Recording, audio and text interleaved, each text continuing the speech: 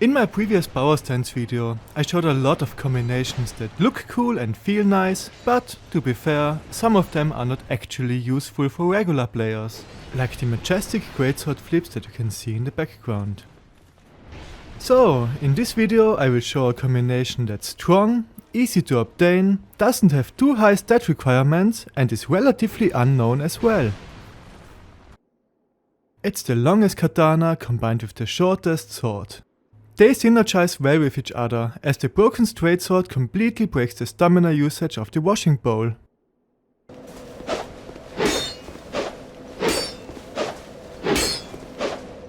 What we saw here is that for weapons with the same power stance priority, the weapon in the right hand determines the stamina cost. As the broken straight sword uses basically no stamina, this also applies to any power stance combination with curved swords, straight swords, katanas, thrusting swords and daggers. The washing bowl has the highest stamina cost out of all the weapons in these categories, so it's the one that gets broken the most, as the L1 will cost less stamina than a regular unpower stanced R2. And yes, this combination also breaks the most, as both weapons have very low durability, so the bracing knuckle ring is a must-have.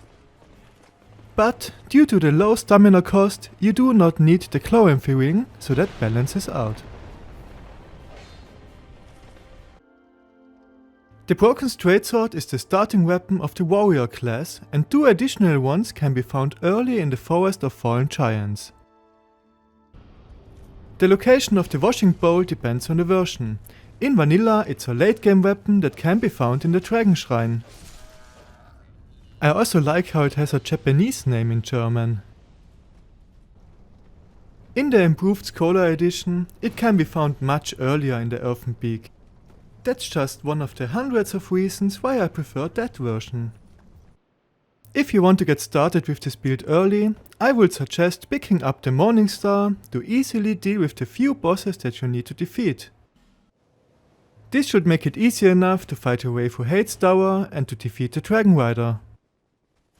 Or you just cheese this area, as you will fight the Dragon Rider later again either way, so it's okay to skip this one. You do have a rather pleasant scent. The type I'm quite fond of.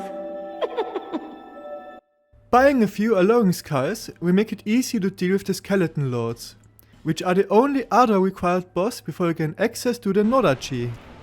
I'm not going to show the whole fight, but even with an unupgraded Morning Star, this fight is not too hard. I also skipped that I picked up the Stone Ring from Things Betwixt, but I'm not even sure if it makes any difference.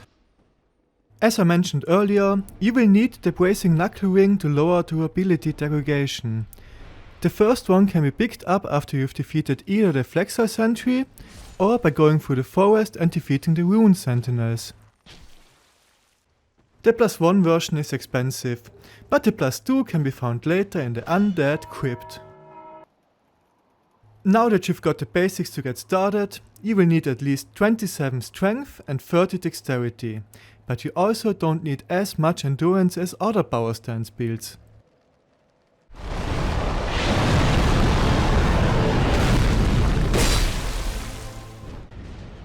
As usual, I hope that you've learned something new from this video and let me know if I inspired you to start a new playthrough.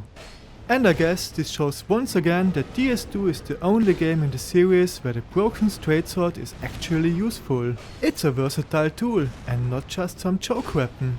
You don't have to combine it with the washing bowl. Feel free to experiment around and let me know if you discover something fun. Thanks for listening!